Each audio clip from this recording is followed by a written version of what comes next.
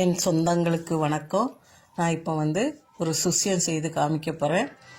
அது செய்கிறது எப்படின்னு பார்க்கலாம். அதுக்கு 2 கப்பு கடலைப்பருப்பு எடுத்து கழுவி அதில் முங்குற அளவுக்கு தண்ணி ஊற்றிக்க போகிறேன்.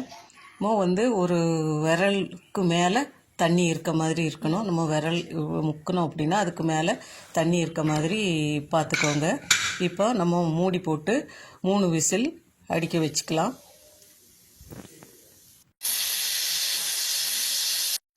மூணு விசில் அடித்து இப்போ நமக்கு சூடும் தணிஞ்சிருச்சு. இப்போ நம்ம திறந்து பருப்பு வெந்திருக்கான்னு பார்த்துக்கலாம். பருப்பு வெந்துருச்சு. இதை நம்ம வடிகட்டிக்கிடுவோம். வடிகட்டி கொஞ்சமாவது தண்ணி இருக்கணும், அப்படி இல்லைன்னா கொஞ்சம் பிசுன்னு இருக்க மாதிரி இருக்கும்.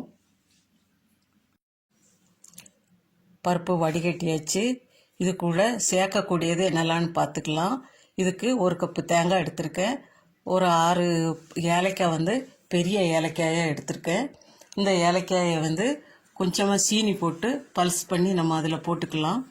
இது கூட 1 கப்பு நாட்டு சர்க்கரை எடுத்திருக்கேன். 2 கப்பு பருப்பு எடுத்திருக்கேன். 1 கப்பு நாட்டு சர்க்கரை எடுத்திருக்கேன். இதுக்கு 2 ஸ்பூன் அளவுக்கு தண்ணி ஊற்றி பச்சை வாசனை போகாத வரைக்கும் அடுப்பில் வச்சு லைட்டாக சூடு ஏற்றிக்கலாம். வடிகட்டின பருப்பை அடிக்கட்டியான பாத்திரத்தில் போட்டு மேஷ் வச்சு நல்லா நசுக்கி விட்டுக்கலாம். பருப்பெல்லாம் நல்லா உடைத மாதிரி வரட்டும். நமக்கு கையில் எடுத்து உருட்டுத மாதிரி இருக்கணும்.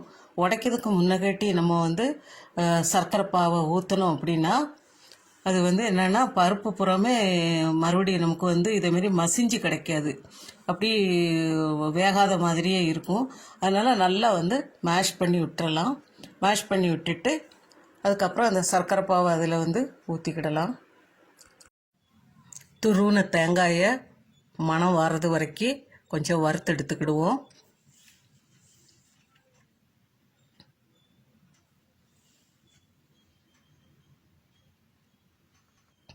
தேங்காய் வறுத்தாச்சு.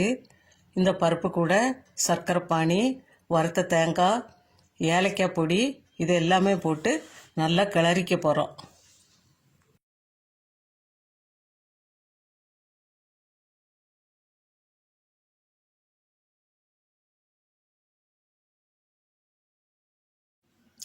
சுசிய பூரண உருண்டை முக்கி போடுறதுக்காண்டி நம்ம ஒரு மாவு ரெடி பண்ணுதோம். அதுக்கு இந்த கப்புக்கு 1 கப்பு மைதா மாவு எடுத்திருக்கேன்.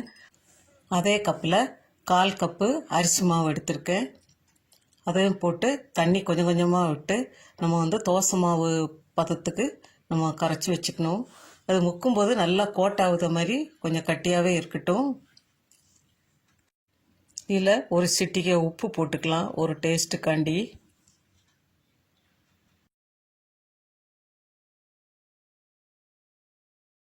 இந்த பூரண கலவையை நம்ம சின்ன சின்ன உருண்டையாக உருட்டி வச்சுக்கலாம். நம்ம விருப்பம் போல் சிறுசு பெருசுமாக நம்ம உருட்டி வச்சுக்கலாம். அடுத்து கடாய் அடுப்பில் வச்சு அதில் எண்ணெய் ஊற்றிக்கலாம். சமையல் எண்ணெய், தேங்காய் எண்ணெய் இது மாதிரி ஊற்றிக்கலாம். அது காஞ்ச உடனே இந்த பூரண உருண்டையை எடுத்து நம்ம மாவில் முக்கி போட வேண்டியதுதான்.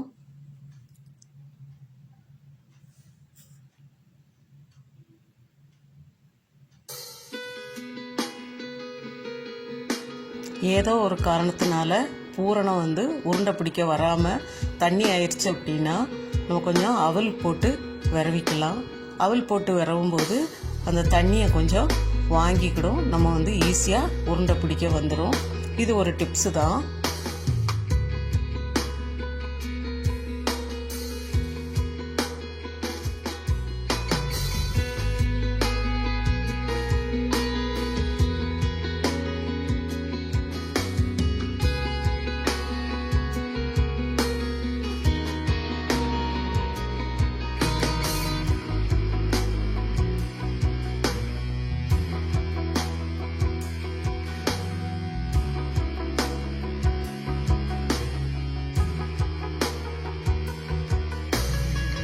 இப்போது நம்மளுக்கு சுட சுட கடலைப்பருப்பு சுசியம் ரெடி ஆயிருச்சு. இதே மாதிரி ஒரு தடவை செஞ்சு பார்த்துட்டு எப்படி இருக்குன்னு எனக்கு கமெண்டில் சொல்லுங்கள். இந்த வீடியோ பிடிச்சிருந்தா எனக்கு ஒரு லைக் பண்ணுங்கள்.